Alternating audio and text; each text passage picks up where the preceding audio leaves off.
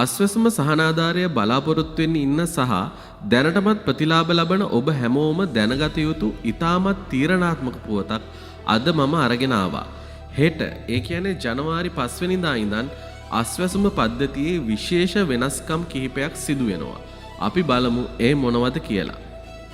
ජනවාරි 5 වෙනිදා සිට රජය මගින් අස්වැසුම නිල දත්ත පද්ධතිය යාවත්කාලින කිරීම ආරම්භ කරනවා.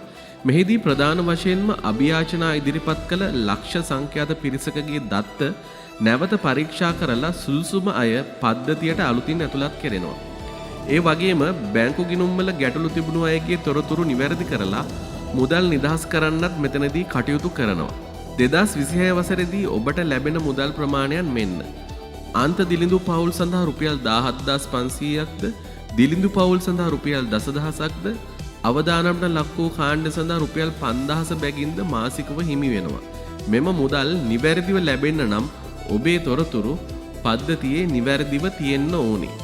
ඔබට මේ පිළිබඳව හෙටින් පස්සේ eservice.wbb.gov.lk වෙබ් අඩවියට පිවිසලා ඔබේ තත්ත්වය පරීක්ෂා කර බලන්න පුළුවන්.